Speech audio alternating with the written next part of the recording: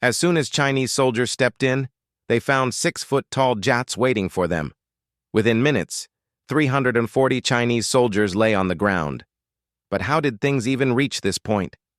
Why does Pakistan have the LOC, while China has something confusing called the LAC? Did Nehru really gift India's UN seat to China? And is it true that China hasn't captured even 1 inch of our land? Today, I'll tell you the entire story of the India-China border, step by step. Part 1. The Ancient Beginning. Let's go back, all the way to 625 AD. The Tibetan Empire was huge, stretching into today's Ladakh and Arunachal Pradesh. After Emperor Langdarma's death, his family fought for power. One descendant, Nimagon, broke away and built the Ngari kingdom in the west. Later, his son expanded it into the Mariul kingdom, which we now know as Ladakh. By the 15th century, Ladakh was a strong kingdom, but Tibet saw it as a threat and attacked.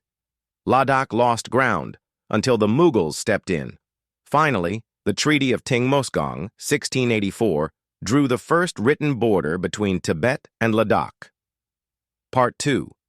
Qing China enters the picture. Fast forward to the 1700s. China's Qing dynasty began controlling Tibet indirectly. Meanwhile, the Dogra rulers of Jammu and Kashmir captured Ladakh.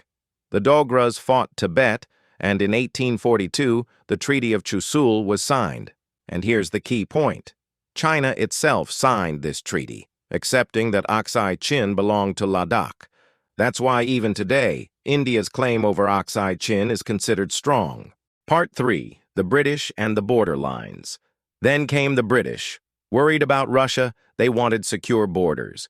In 1865, surveyor W. H. Johnson drew the Johnson Line, putting Aksai Chin inside India. But later, in 1899, the British offered a softer line to China, the Macartney-MacDonald Line, giving most of Aksai Chin to them. China never replied. In the East, during the Shimla Convention of 1914, the British and Tibet agreed on the McMahon Line, defining Arunachal Pradesh as India's border. China refused to sign, but Tibet did. So officially, India treated it as valid. Part 4. Independence and Nehru's Choices. 1947. India became free. Nehru accepted the British-made borders. But in 1949, Mao Zedong took power in China. By 1950, Mao's army invaded Tibet, erasing the buffer zone. The Dalai Lama fled to India. At the same time, the world debated, who should hold the UN's permanent seat, Taiwan, India, or Mao's China? The US reportedly offered it to India, but Nehru declined and supported China instead. This is why people say Nehru gave away India's UN seat. Part 5. Aksai Chin Road and the 1962 War. Then came the shocker. China secretly built the G219 highway through Aksai Chin on Indian territory. India discovered it only later. By 1962, war broke out. China attacked in both Ladakh and Arunachal. On 21 November 1962, China declared a ceasefire. It withdrew from Arunachal, but kept Aksai Chin. This line of control became known as the LAC, Line of Actual Control. Part 6. Redemption at Nathu La, 1967. But in 1967, the tables turned. At Nathu La in Sikkim, Chinese soldiers tried to push in. This time, India was ready. The Grenadiers and Rajputana rifles stood firm. When the dust settled, 340 Chinese soldiers lay dead. This was India's answer to 1962. Part 7. Modern flashpoints. In the decades that followed, Doklam in 2017, Galwan in 2020, the story repeated. On 15th June 2020, Colonel Santosh Babu and his men clashed with Chinese troops in Galwan Valley. 20 Indian soldiers were martyred, but they killed at least 40 Chinese in hand-to-hand combat. Satellite images later showed China had built camps inside India's patrol zones. Reports suggest 2,000 square kilometers of Indian-claimed land is now under Chinese control. Part 8. Why the border stays confusing. The India-China border is 3,488 km long. It has three parts. 1. Western sector, Ladakh and Aksai Chin, most disputed.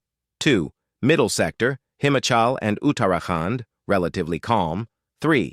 Eastern sector, Sikkim and Arunachal, often tense. There are 65 patrolling points.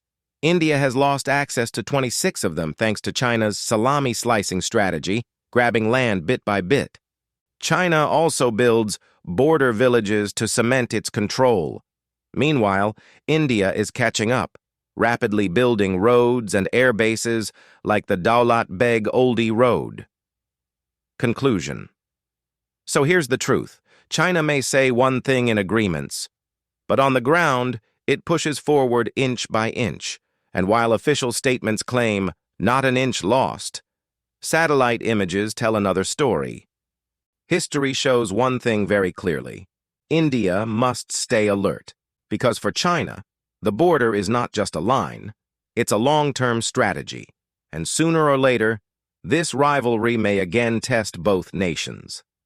Because history isn't just about the past, it shapes the battles of the future. If you found this story useful, don't forget to like, share, and subscribe.